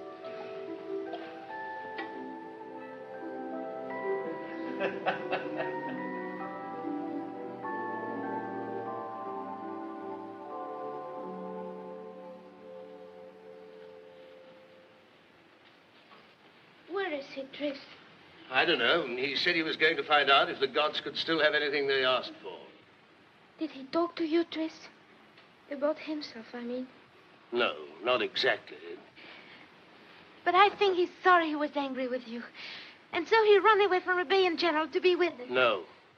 Oh, you shouldn't say such things. He's here. And he's not angry anymore. And he comes to go with us to England. You really have learned to believe hard enough, haven't you? No. He came on a mission of some kind for Bayan. I didn't want to talk to him about it. You know how he is. You can make him say things he doesn't mean.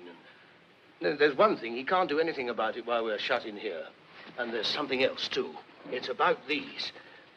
He got very interested. He said they weren't written by hand, and they're not on sheepskin. It's something to do with soaking wood and making this out of it, and using these. I tried to figure it out, but he says he knows a man in England who would gladly give his life to know of such a wonder. So there must be something to it, and they don't know about it over there. And then last night... Well, you could look a little happier, Bowman, sitting right in the middle of the wealth of ages. And here's some more for you. You know, I was right. I thought if they have books, they must set down matters of science in them, like the direction needle and how to make the books. And look what else I have. What do you think this is? This is that powder that disappears in a flash of light. It's what they use in the fire tubes. And if you close it in somewhere...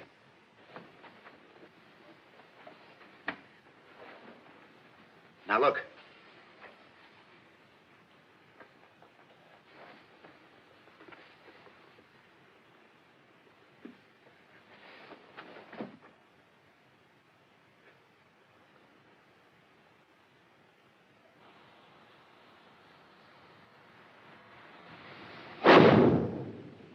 You see that?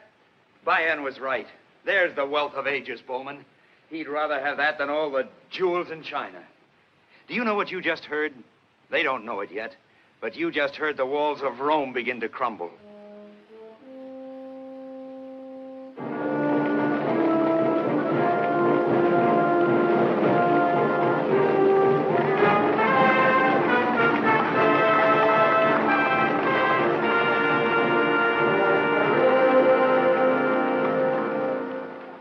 The young gods already know, of course, the news that we have just received. No. What news? The armies of Bayan have taken 4 cities since you came here. One that resisted exists no more. Soon that army will be before our walls. But the young gods have done nothing. Well, what can we do? It wasn't our idea to be gods. Nor was it mine. I am in an unfortunate position. If anything happens to the young gods, I will die very quickly, for I am responsible for them. But I will also be among the first whom Bayan will kill if the city resists. So, if I must die, I will take the way that will save the city from destruction. You're trying to say, I imagine, that if you have to die, you prefer the choice that may convince the Empress that we're not gods. Say if we were found very mortally dead. That is possible. If you have a better remedy, I would find it quickly.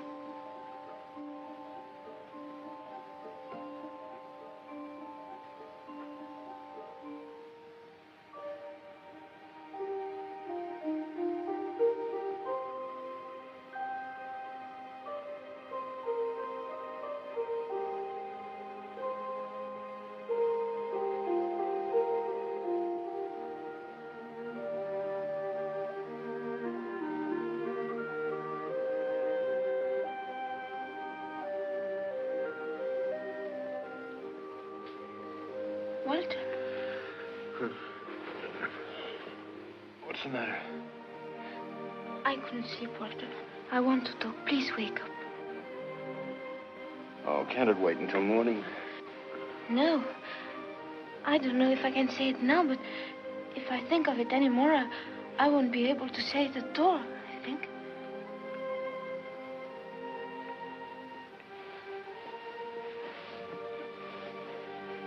All right. What is it?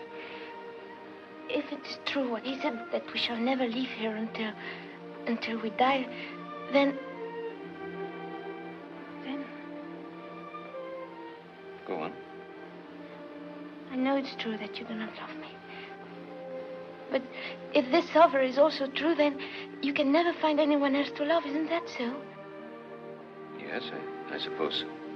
Well, then, I was thinking, since you cannot love anyone else, and since it may be a very short time that we're here, maybe you could pretend for a little while that you love me.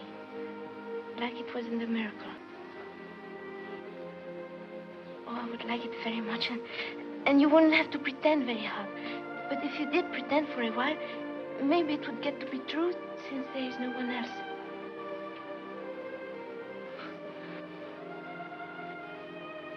You're strange. The house is called the House of Everlasting Felicity. And I would rather be with you even for a little while, and even if you only pretended, than to have all the rest of my miracle or anything.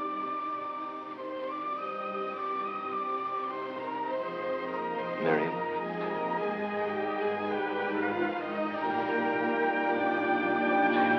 What's the matter?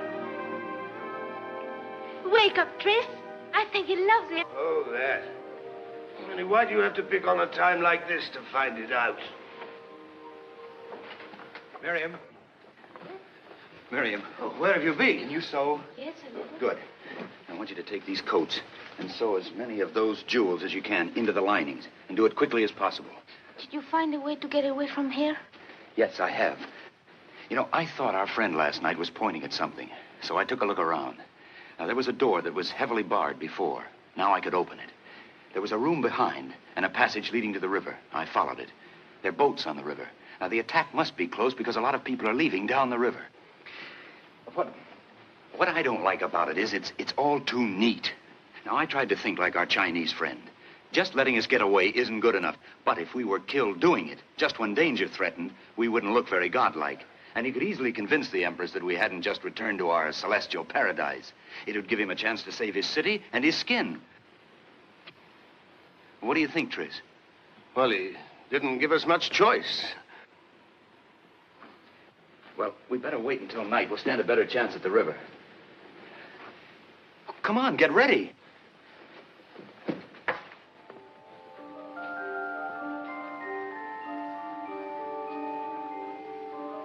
Well, the light's going. It won't be long now.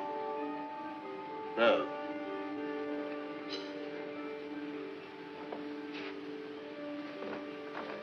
Aren't you ready yet? Yes, almost. Well, hurry up. Yes, sir.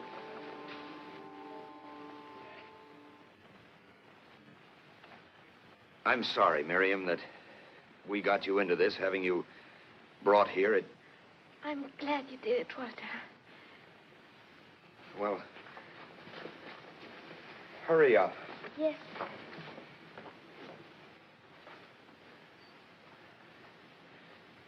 That's yours, Tris. If we get out of here, you'll be a rich man with what's in there. How does it feel? Of course, I suppose by rights it should be Bayan's, the spoils of China. But there'll be plenty for him. Walter. What? Look, I've been thinking. Well, don't. It only leads to trouble. No, I gotta say it. What happens? I mean, when we do make it to the other side of the river. Well, maybe we better wait till we get there. No, what I mean is, look, I've been putting some things together. Things about making books. Things, like you said, that man would give so much to know. And matters of science, like the direction-finding needle. Well, I thought to an island, it might be useful for trade and to defend itself. But, well, what I was really thinking, I wish it was you that was taking them back. It'd be better that way. I wish it was you.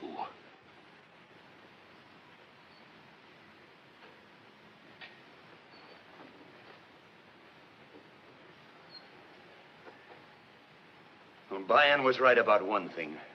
You're a poet, Bowman, and a good one. But he was wrong about another thing. What you can't touch doesn't exist, he said. He didn't know that you could smell those English oaks of yours from here, did he, Bowman? Oh, no one could say it better than you, Tris. And I wish I felt the same way. Probably I'm sorry that I feel that Bayan is the best thing that I have to follow, but that's the way it is. I'd lie to you, Tris, if I were sure we weren't going to get through. But if we do, I won't stand out there and tell you that I take it back. I'm glad that it didn't end in the tent, you and I. Bitter and and angry. Felicity means something after all, maybe.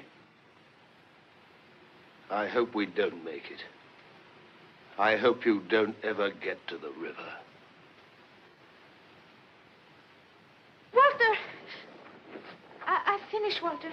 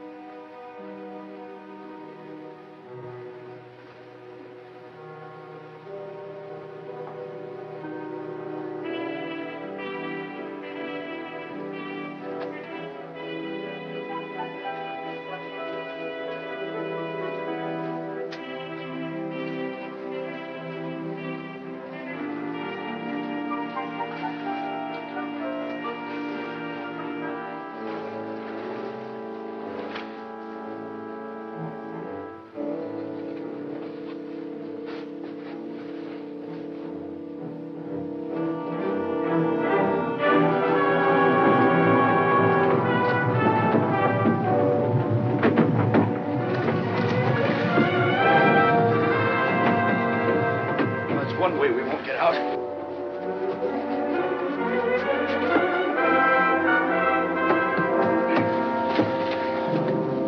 This was open. Well, this is it. That door is not as high as the walls of Rome. Why don't you get your friend Bayern to crumble it for you? Here they are. Can you hold him for a while? We'll find out. I'm going to try it. What? The walls of Rome.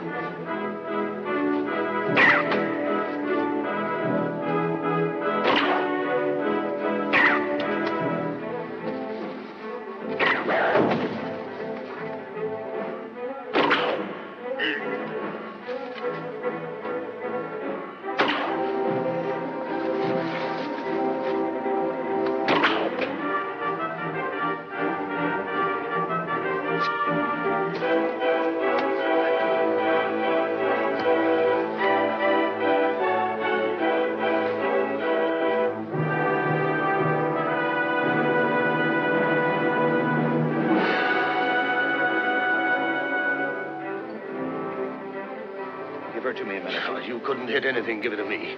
And take her back out of it.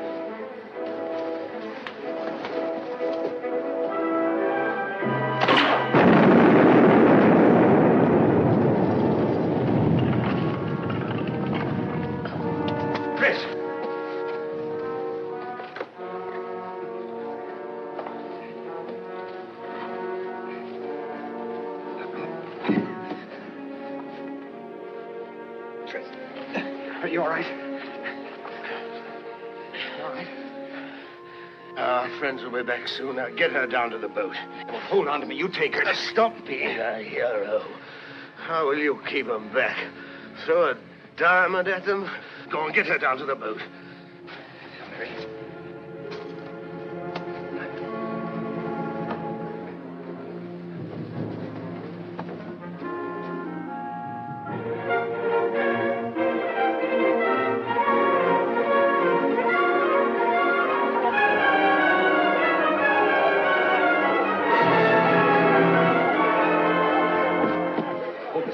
We'll be right back.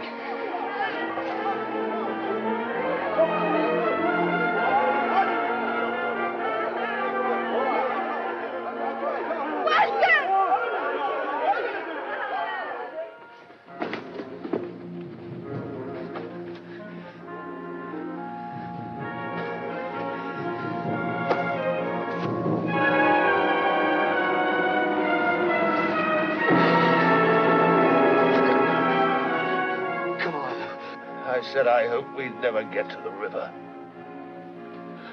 Oh, maybe I don't have to. What are you talking about? You have to get back to England, don't you remember? Come on, you can't just lie there. Let me help you. Leave them alone, they're mine. You get onto your walls of Rome and leave me alone. Look at you. You haven't got the belly for it either, have you? Well, I don't know. Folks, the war's walls of Rome. The miracles. And the oaks. I don't know, they're just so green.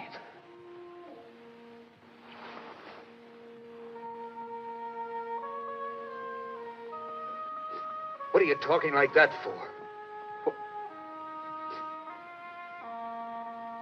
What are you trying to do? Die on me?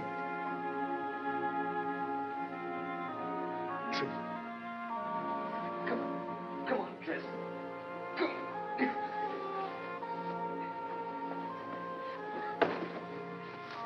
Come on. Come on, Chris. Come on.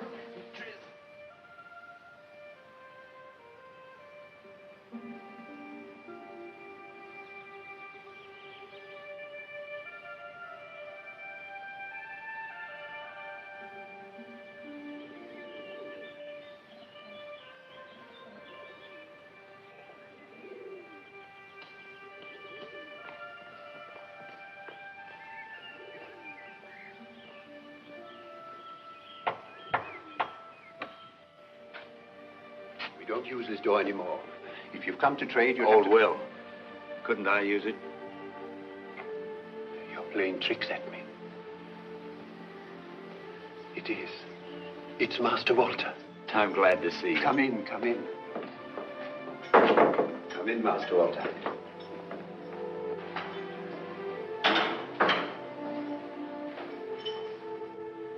Well, it looks the same. And I've the same questions to ask. How's grandfather? He'll never say it, but he's missed you sorely. Once we hoped that we might see you again. The king's men came looking for you. There were very strange men with them, such as I had never seen before. They said that they had a message to give you. What message? I don't know, Master Walter. They said they would only give it to you when you came. I'll tell you.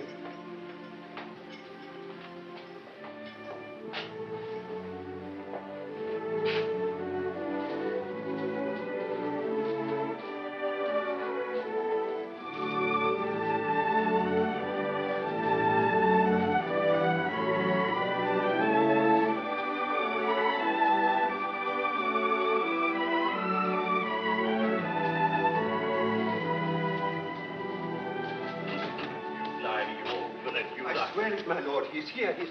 Walter, my lad. Grandfather. Where have you come from? We thought...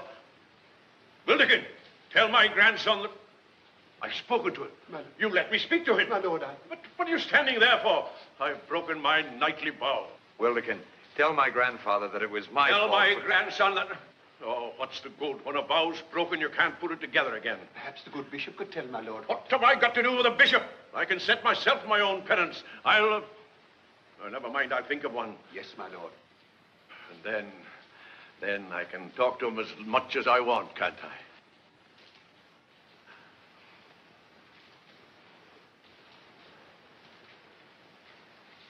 We've no need of you. Go on about your business. Yes, my lord. Yes, my lord. So the needle that points in the same direction and those books I left in London to be sent to the king. And as they might need some explanation, I left word that they could find me here. And then I came straight here to see you.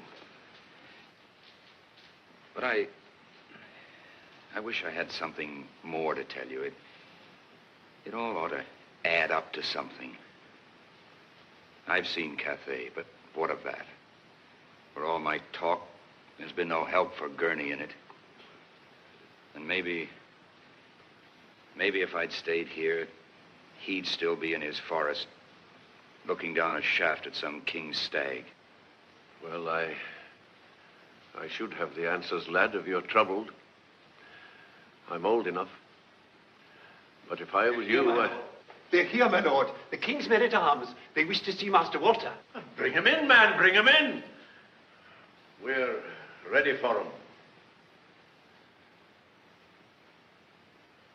There is a man at Oxford who can best tell you about the importance of the books and the manner in which they are made. Friar Bacon. As for the rest, I thought perhaps the direction-finding needle might prove useful on the sea that surrounds us. I don't know. However, it's all set down in the books, and your men of science can read about it there. I'm not inclined to believe all this about the fire tubes. I think the young man saw a dragon. Perhaps I did.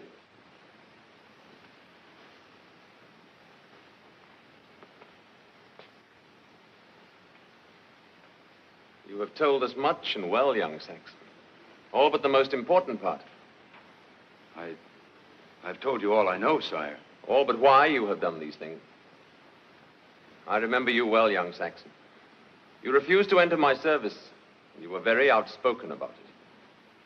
If you remember, I asked you a question then about this matter of Saxon and Norman. I have some feeling the answer may lie here, if we can find it. Somewhere in this service you have tried to do us. I didn't do it for you, sire. For whom, then? For him. He wanted it that way, I think. The bowman? Yes, sire. Why did he wish it, then? I don't know. It was something he felt. I don't know what it was. Bayan used to say that nothing existed except what you could touch. But it did for him. What he felt was as clear to him. He'd sit there and it was like a fragrance to him. It had to be. He died for it, didn't he? Do you think it could be that he discovered he was English first and Saxon second?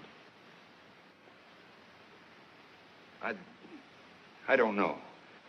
If Saxons can feel like this underneath the bitterness, they can work with a king who would like to be English first and Norman second. There are some points I would like to dispose of in your case, and in that of the bowman. As I remember it, there was some question of a name, amongst other things. It is our wish you remain here until I return.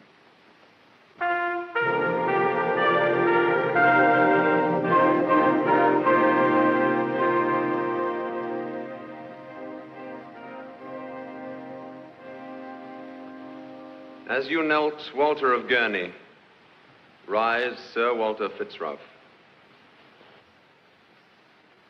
And it is our wish that your shield shall bear a longbow as part of your arms. And as the first act of your knighthood, you shall place this bow, the finest I could find, above all other of your arms at Gurney. Since in its presence no man will be able to live less well for England than did Tristram Griffin. You will place this upon it as a tribute from me to a brave man.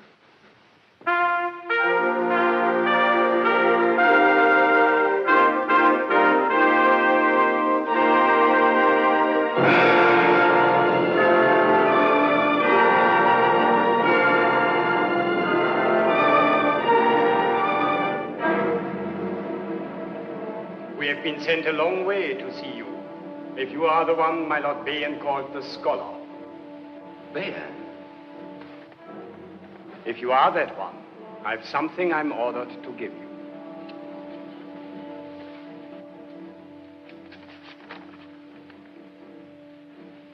To my friend, Walter the Scholar.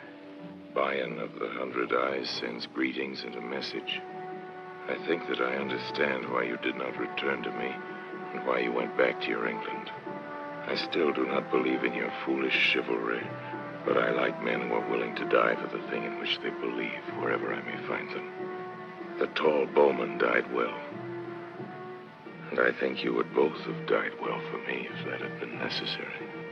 Therefore, I send you something I believe you would have taken with you if you could. She will be wearing a coat you will recognize. Has a very fine lining. Send you also my chessmen. And the message that I would be happier if you were still here. Miriam! She is not to see you until you tell us that the gift is welcome.